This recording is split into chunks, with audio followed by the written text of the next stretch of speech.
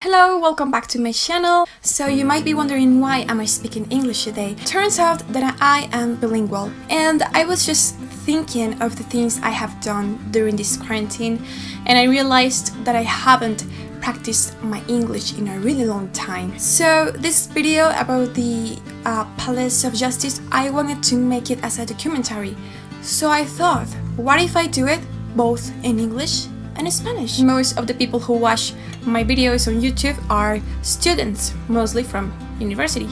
And I know most universities require their students to have a high level of English so they can graduate. So I thought this video could be a good way for me to practice my English, my speaking, and a good way for you to practice your listening. So today we're going to talk about the assault of the Palace of Justice, or the Justice Palace here in Colombia. It is something very important in our history, so I hope you enjoy this video and I'll see you later.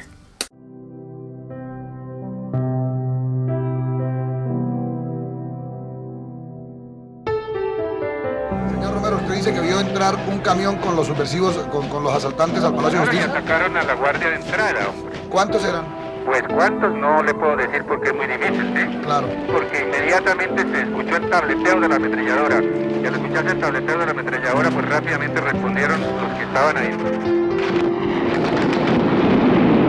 El 6 de noviembre de 1985 ocurrió uno de los hechos más emblemáticos de la historia de Colombia, a su vez que fue uno de los más tristes y violentos: la toma del Palacio de Justicia. La toma del Palacio de Justicia fue un asalto llevado a cabo por los guerrilleros del M-19 y uno de sus principales objetivos era hacer un golpe de estado al entonces presidente Belisario Betancur, acompañado de un juicio político. Pero antes de contarles esa historia deben de saber qué es el Palacio de Justicia y cuáles son los antecedentes de los eventos ocurridos el 6 de noviembre del 85. The Palace of Justice is a building located in Bolívar Park in Bogotá, Colombia, and it is a symbol of the judiciary of Colombia. It is important to point out that Bolívar Park is not only the biggest park in Bogotá, but it is also where all the important buildings are. And by buildings, I mean the political squares. So we have the Justice Palace, we have the Capitol, which is where the Congress is, and we have La Casa de Nariño, which is where the President of Colombia lives. So basically, Bolívar Park represents the symbolism of the political power of the government. Pero ¿por qué es importante saber esto? Porque los hechos que narraremos hoy,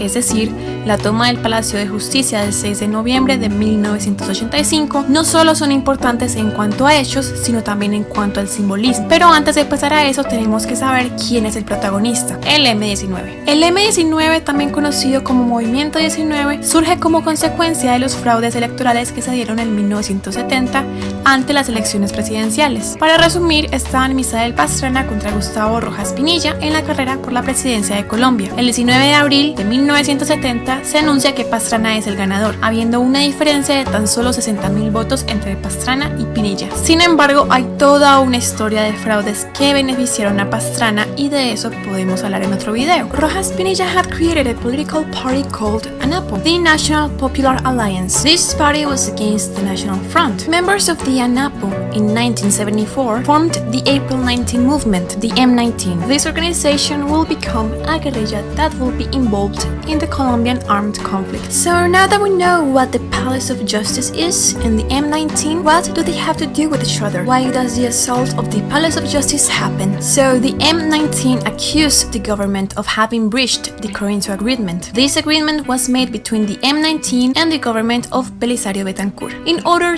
to end the armed conflict in Colombia. However, the government broke the ceasefire that had been imposed in this agreement, and that's when the planning of the assault of the Palace of Justice by the M19 began. El asalto fue planeado por el militante del M19, Álvaro Fallat, y su planeación duró 6 meses. La operación fue llamada Operación Antonio Nariño por los Derechos del Hombre. En pocas palabras, los guerrilleros debían entrar al Palacio de Justicia, algunos por el sótano y otros por la puerta principal, y entonces tomarían de rehenes a todas las personas que estuvieran en los primeros pisos, y así exigirían la presencia dentro del Palacio de Justicia del presidente Belisario Betancur, junto con los ministros Jaime Castro, Enrique Parejo y el general Miguel Vega Uribe, y así comenzarían una negociación y un juicio político contra el presidente. Lo curioso es que días antes de la toma, la seguridad del palacio se vio reducida. Llega el momento de la toma, 6 de noviembre de 1985, 11:40 de la mañana. Guerrilleros del M-19 llegan al palacio en 2 camiones. Algunos de ellos por la puerta principal, pretendiendo ser abogados, el resto entra por el sótano, portando armas y provisiones. Cuando entran, asesinan a los guardias e inmediatamente cierran las puertas del palacio, y es aquí cuando comienza la toma, que terminaría durando 27 horas. Hacen rehenes a alrededor de 60 civiles y 11 magistrados, entre ellos el presidente de la Corte Suprema de Justicia, Alfonso Reyes, a quien toman como rehén principal y es a quien usarán para negociar con el gobierno. Alrededor de las 2 de la tarde, los asaltantes comienzan a comunicarse con medios periodísticos para que comiencen a difundir la noticia de la toma y para hacerle saber al gobierno que buscan dialogar con ellos. It only took the M19 30 minutes to take the palace. By 2 p.m., about 70 people had died. At that same time, agents of the National Police and the National Army began to locate around the Palace of Justice. Meanwhile, President Belisario Betancourt was required to appear at the palace to carry out the public trial against him. However, the president's government remained silent. The situation was broadcast on television and also on the radio. However, Communications Minister Noemi Sanin ordered to cancel all broadcasts of the assault and instead broadcast a soccer game. Un partido muy intranquilo. Dentro de nosotros había nerviosismo por lo que estaba pasando. Pues Lufo escuchaba mucho radio y él bajó con un radiecito que él tenía y uno escuchaba entre el radio que había la balacera que se estaba formando allá. El Palacio de Justicia estaba en poder del M19. Mientras que nosotros jugábamos el partido, estábamos escuchando las ambulancias. Moments after the assault began, the Rastrello operation started. It was an attempt to retake the palace. 4 military tanks arrived, and we can see one of the most emblematic images of the history of Colombia. They entered the palace with the tanks. Los guerrilleros se mueven al cuarto piso junto con los rehenes, y desde allí hacen llamadas a las distintas sedes del gobierno y exigen que se publique en los medios masivos de comunicación que piden que se cree una emisora de radio donde pueda expresarse la oposición. Al mismo tiempo, continúan exigiendo la presencia del presidente. A la 1:55 p.m., uno de los tanques rompe la puerta del palacio mientras helicópteros dejaban en la azotea del palacio a un grupo de policías del Comando de Operaciones Especiales. Otro de los tanques intenta recuperar los cuerpos que están en la entrada, pero debido al tiroteo por parte de los guerrilleros, tuvo que retroceder. La imagen más emblemática de este suceso es la entrada de 2 tanques por la puerta principal, lo que obliga a los guerrilleros y rehenes a subir a los pisos superiores. Los militares logran liberar a algunos rehenes que son llevados a la casa del florero para ser identificados.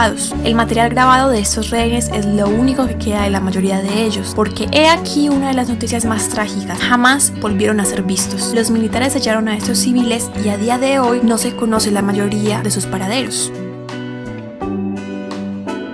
A eso de las 4 de la tarde, el presidente de la Corte Suprema de Justicia, Alfonso Reyes, llama al presidente del Congreso, Álvaro Villegas Moreno, y le suplica al presidente que por favor cese el fuego y dialogue con el M19, indicando que se encuentran en el cuarto piso del Palacio de Justicia.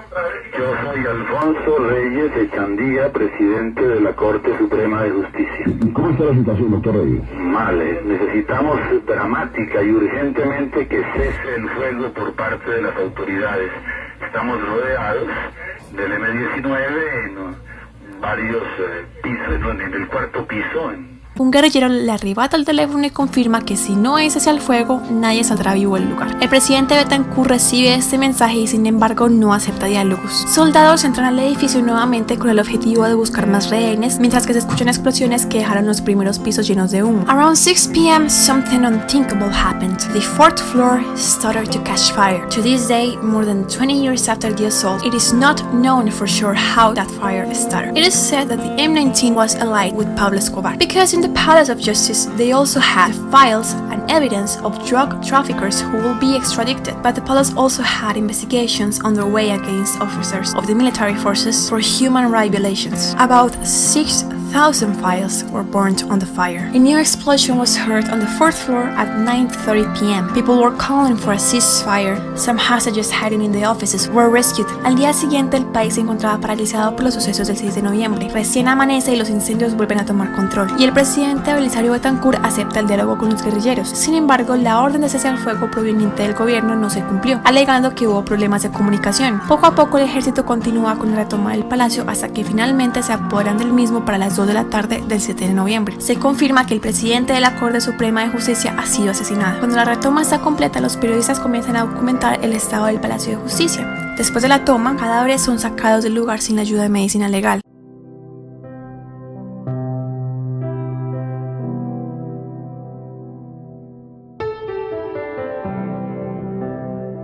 Me dirijo a mis compatriotas, a todos mis compatriotas, sin una sola excepción, para decirles palabras de aliento. A día de hoy, este es un hecho que todavía impacta a los colombianos, incluso aunque hayan pasado más de 30 años. No solo por lo impactante de los hechos y por la cantidad de víctimas, sino por todos los secretos que se esconden detrás de este hecho. ¿Dónde están los desaparecidos? ¿Quién inició el incendio? El 6 de noviembre de 1985 será un día que quedará en nuestra memoria por siempre. Más de 30 años después, exigimos respuestas y justicia para todas las víctimas y desaparecidos de ese fatal suceso.